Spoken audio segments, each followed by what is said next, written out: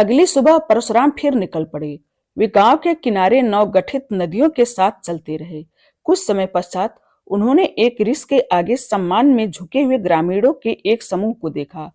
क्षेत्र को पार करने वाले स्थानीय लोगों के वार्तालाप से परशुराम यह अनुमान लगा सकते थे कि यात्रा करते ऋषि ने संभाला गांव के बाहरी क्षेत्र में रुकने और विश्राम करने का निर्णय लिया था। जैसे जैसे बस्तियों में समाचार फैलता गया, लोग श्रद्धेय ऋषि का प्रवचन सुनने हेतु वहां आने लगे।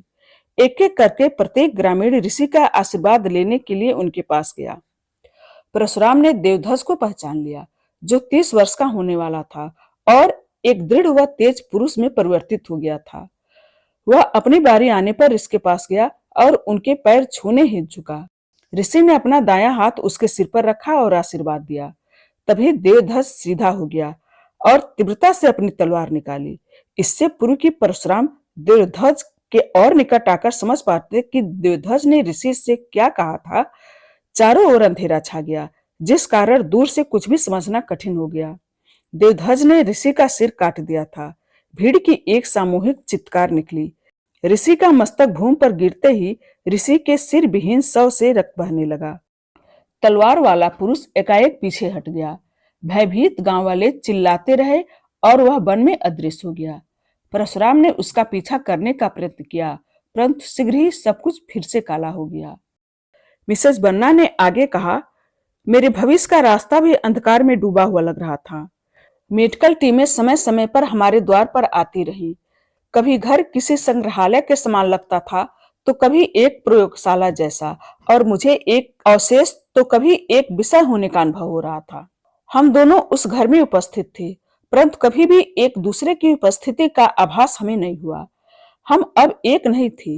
मुझे लग रहा था मैं मात्र एक विषय हूँ, जिसे अपने नए नवेले जीवन के लिए अपने पति का सदा रेडी होना चाहिए। ऐसा महीनों तक चलता रहा। तेज अब कोई डॉक्टर नहीं, वरन एक व्यवसायी बन गए थे, जिनके पास अपनी खोज के माध्यम से धन प्राप्त करने की विस्तृत योजना थी। वे जिसकी प्रतीक्षा कर रहे थे, वे अनुमत और पंजीकृत होने के आईपी अधिकार थे। मुझे बचाने का जो लक्ष्य था, अब वह प्रशंसा और धन बटोरने का माध्यम बन गया था। उनकी आकांक्षाओं को साकार करने हेतु मार्च 2020 में कोविड-19 की महामारी ने भारत को प्रभावित किया।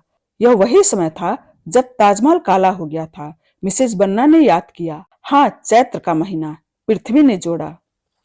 समस्त विश्व वैक्सीन एवं वायरस के उपचार के लिए कड़ा परिश्रम कर रहा था और तेज इस दौड़ में सबसे आगे थी, क्योंकि उन्होंने फार्मास्यूटिकल उद्योग में कुछ मान्यों के साथ हाथ मिलाया था। वह एक और अनुचित निर्णय था जो उन्होंने लिया था।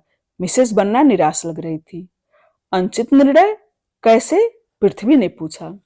वे लोग प्रायः मुझसे पूछताछ करने हेतु हमारे घर आते थे, परंतु उस दिन वे दूसरी योजना लेकर आए थे। मैं दूसरे कक्ष में थी जब मैंने असहमत में तेज की आवाज सुनी। मैं जाकर उनके पास खड़ी हो गई। वे लोग आगे की जांच के लिए मुझे कम से कम मेरे रक्त का नमूना लेने के लिए मुझे ले जाना चाहते थे, जो उनके अनुसार हमारे घर में संभव नहीं था। तेज मेरे रक्त के नमूने को साझा करने के लिए तैयार नहीं थे।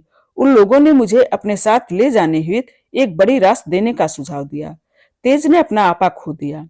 उसी क्षण मैं समझ गई थी कि हमने शत्रु बना लिए हैं, ऐसे शत्रु जो हमसे अधिक शक्तिशाली है, जो हमें भयभीत करने से अधिक और भी बहुत कुछ कर सकता है। उस दिन वे खाली हाथ गए थे, परंतु हमें पता था कि वे लोग शीघ्र ही लौटेंगे। तेज ने अपनी खोज में सहायता के लिए सरकार से संपर्क करने का निर्णय लिया, जिसे उन्होंने एक नए रक्त का प्रकार का आविष्कार कहा। उन्होंने सरकार को विश्वास दिलाया कि उनका जीवन संकट में था और Z+ सुरक्षा मांगी। मैंने उनसे विनती की कि वे इस उन्माद को त्याग दें। मैं बस इन बातों से दूर हो जाना चाहती थी और जीवन के इस चमत्कार को तेज तथा अपने साथ दफना देना चाहती थी। मैंने उनके आगे भीख मांगी और हठ किया, परंतु उन्होंने मेरी बात नहीं मानी। दोनों पक्षों की कड़ी चर्चा के पश्चात अंततः हमने एक निर्णय लिया। उन्होंने मुझे एक पता दिया, साथ ही कुछ पैसे, अपने सभी चेकबुक्स एवं क्रेडिट कार्ड देते हुए कहा, यह लो, अपना सामान बांधो और जाओ। मैं 2 महीने पश्चात तुमसे मिलूंगा। मैंने जो खोजा है वह मानव जात के लिए एक वरदान है और मैं अपनी जात के साथ विश्वासघात नहीं कर सकता। अपने आसपास देखो, विश्व भर में कोविड-19 के कारण लोगों की मौतें हो रही हैं। यह रक्त लाखों लोगों का जीवन बचा सकता है। यह रक्त लाखों लोगों का जीवन ले भी सकता है, तेज। मैंने तर्क किया। उस समय नागेंद्र या ओम के अस्तित्व से अनजान होते हुए तेज ने मेरी बाहों को कोमलता से पकड़ लिया और कहा, यह मानव जात को तय करना है, हमें नहीं। वे चाहे इसका प्रयोग लाखों लोगों के जीवन बचाने के लिए करें या लाखों लोगों का जीवन नष्ट करने के लिए करें। मुझे इसे उचित अधिकारी के पास ले जाना है, इससे पूर्व कि मैं तुम्हारे साथ कहीं अदृश्य हो जाऊं। मुझे अपने देश के प्रति अपना कर्तव्य निभाना है। कृपया मुझ पर विश्वास करो और जाओ, उन्होंने विनती की। किंतु आप मेरे बिना इसका प्रमाण कैसे देंगे? उन्हें प्रयोग करने और आपके दावों को प्रमाणित करने के लिए एक विषय की आवश्यकता होगी, मैंने तर्क दिया। तेज बेसमेंट की प्रयोगशाला में गए और अपने प्रयोग के पहले विषय पू को पिंजरे में बंद कर बाहर लाए। उन्होंने मुझे गिनी पिग दिखाया, प्रेम से मुस्कुराए और कहा, अमृता, तुम कोई विषय नहीं हो, तुम मेरी पत्नी हो। यह एक विषय है और इसका नाम पू है। मैं तुमसे प्रेम करता हूँ और इसी प्रेम ने मुझे यह सब कुछ करने की शक्ति दी है जो मैंने अब तक किया है। मैं भली बात जानता हूँ कि मैंने इसकी केवल एक खोज की है, न कि कोई आविष्कार। और मैं यह भी जानता हूँ कि यह मेरी सर्वश्रेष्ठ खोज नहीं है। मेरी सर्वश्रेष्ठ खोज तुम हो और मैं तुम्हारी रक्षा के लिए सब कुछ करूंगा। अब जाओ, मुझे इसे सही जगह पहुंचाने दो और मैं तुम्हारे पास सदैव के लिए वापस आऊंगा। तेज और मेरे विवाह को 27 वर्ष हो गए थे और उस बीच किए गए एक भी वचन को उन्होंने कभी नहीं तोड़ा। मैंने कहा कि वे सदैव के लिए मेरे पास वापस आएंगे। पहली बार उन्होंने कोई वचन तोड़ा था, इसके साथ ही उन्होंने सदैव के लिए सब कुछ तोड़ दिया। वे कभी नहीं लौटे। उन्होंने मेरे साथ विश्वासघात किया। मिसेस बन्ना फूट फूट कर रोने लगी। नहीं, उन्होंने आपके साथ विश्वासघात नहीं किया।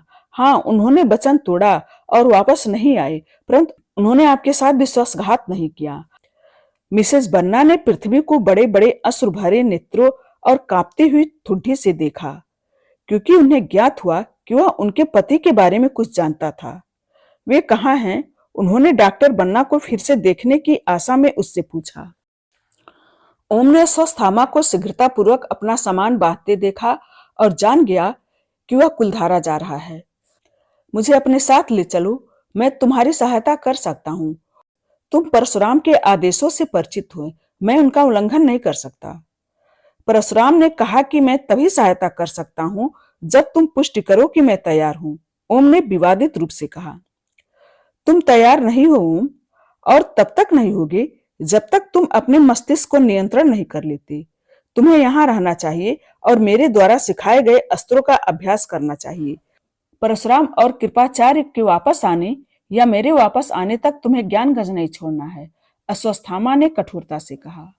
ओम ने आदेश स्वीकार कर लिया और तब तक मौन खड़ा रहा जब तक अश्वत्थामा ने अपना सामान नहीं बांध लिया और कैलाश पर्वत नहीं छोड़ दिया। ओम अश्वत्थामा को क्षितिज में ओझल होते देखता रहा। बर्फीले मार्ग पर अकेला चलता अश्वत्थामा शीघ्र ही अदृश्य हो गया। भारी मन से ओम वापस चला गया। कुटिया के रास्ते में एक साधु ओम की ओर दौड़ता हुआ आया और उससे बताया कि बृहस्पति ने अपने नेत्र खोल लिए थे और अश्वत्थामा का नाम ले रहा था, इसीलिए ओम बृहस्पति को देखने दौड़ा। वह उस कुटिया के पास पहुंचा जहां बृहस्पति की देखभाल की जा रही थी। उसने देखा कि उसके हाथ हिल रहे थे और वह अपना सिर उठा रहा था। ओम उसके निकट गया और धीरे से अपना हाथ बृहस्पति के कंधों पर रखा। तुम सुरक्षित हो और घर पर हो, विश्राम करो और स्वयं को अधिक कष्ट मत दो। तुम्हारा स्वास्थ्य किसी भी प्रकार की क्रिया के लिए अभी अत्यंत निर्बल है बृहस्पति। बृहस्पति कुछ बुदबुदाया। ओम नीचे झुका और अपना एक कान बृहस्पति के होठों पर ले गया ताकि समझ सके कि वह क्या कह रहा था। 3 बृहस्पति फुसफुसाते हुए कराह उठा। 3? क्या 3 बृहस्पति? बृहस्पति ने कुछ कहने का प्रयास किया परंतु फिर मूर्छित हो गया। ओम जानता था कि वह इतना निर्बल था कि उसे त्वरित जगाया नहीं जा सकता था, इसलिए उसने बृहस्पति के पुनः चेतना में आने की प्रतीक्षा करने का निर्णय लिया। ठीक उसी समय ओम की स्मृति के बंद द्वार के पीछे परशुराम कृपाचार्य की खोज में भटक रहे थे। जब से उन्होंने ऋषि का सिर कटने का विभत्स दृश्य देखा था, तब से सब कुछ भयानक रूप से शांत हो गया था। जब भी वे किसी ग्रामीण के निकट से जाते, वह उन्हें क्रोधित या दुखित दृष्टि से देखता। तभी परशुराम ने देखा कि मिट्टी से बनी एक पुरानी कुटिया के पास लोगों का जमावड़ा है, जो उत्सुकता से भीतर झांक रहे थे। जैसे जैसे वे निकट गए, उन्हें पता चला कि लोगों की जिज्ञासा का कारण दुर्बल व क्लांत कृपाचार्य थे, जिन्हें भीतर बंदी बनाया गया था। उनके अपहरणकर्ता कहीं दिखाई नहीं दे रहे थे। परशुराम जानते थे कि कृपाचार्य की रक्षा हेतु उन्हें इस अवसर का लाभ उठाना था। जैसे ही वे कुटिया में गए, उन्होंने स्वयं को प्रहार के लिए तैयार कर लिया था, परंतु आश्चर्य, उन पर किसी ने धावा नहीं बोला। त्वरित उन्होंने कृपाचार्य के बंधन खोल दिए और उन्हें चुपके से बाहर निकालने में सहायता की। लोगों की दृष्टि अभी भी उनका पीछा कर रही थी, परंतु उनके वहां से जाने के पश्चात सभी लोग घटना स्थल से चले गए। वहां कैलाश पर बृहस्पति को हिले हुए कई दिन व्यतीत हो गए थे। ओम वहां से क्षण भर के लिए भी नहीं उठा था। एक सुबह ध्यान करते समय ओम ने बृहस्पति को फिर से कुछ बड़बड़ाते हुए सुना। वह दौड़ कर गया और उसके पास जाकर बैठ गया। 3 बृहस्पति अभी भी बंद नेत्रों से कर्कश स्वर में करा उठा। ओम ने बृहस्पति के हाथ पकड़ लिए। बृहस्पति ने नेत्र खोले और देखा कि ओम उसे ही देख रहा था। इस कहानी का शेष हिस्सा अगली वीडियो में। धन्यवाद।